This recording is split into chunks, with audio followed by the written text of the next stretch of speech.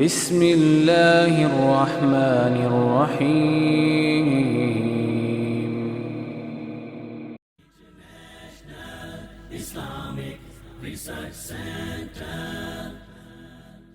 چاشت کی نماز.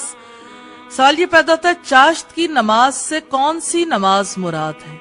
چاشت کی نماز یعنی صلاۃ الضحیٰ وہ نماز جو طلوع آفتاب کے بعد ادا کی جاتی ہے، جس کو اشراق اور صلاۃ الاوابین بھی کہتے ہیں. دوسری بات یہ ہے کہ نماز چاشت کی کیا فضیلت ہے.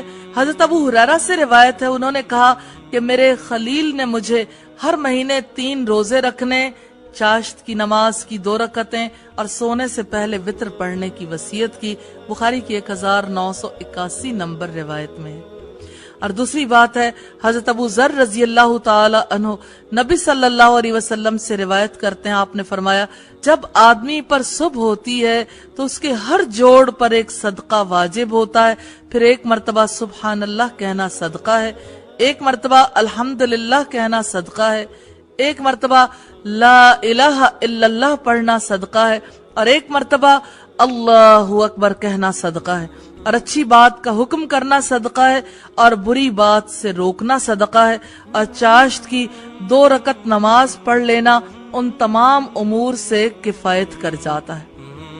تیسری اہم بات یہ ہے کہ نماز چاشت کی کتنی رکعتیں ہیں. نماز چاشت کی 2، 4 اور 8 رکعتیں ثابت ہیں. 2 رکعتیں بخاری کی 1981 سے، 4 مسلم کی 1663 سے، اور 8 رکعتیں بخاری کی 357 نمبر روایت سے ثابت ہیں. چوتھی بات یہ ہے کہ نماز چاشت کا وقت کیا ہے. نماز چاشت کا وقت فجر اور ظہر کی نماز کے درمیان ہے. زوال سے پہلے تک کا وقت اس کا وقت ہے. مسلم کی 1745 نمبر روایت سے ہمیں پتہ چلتا ہے.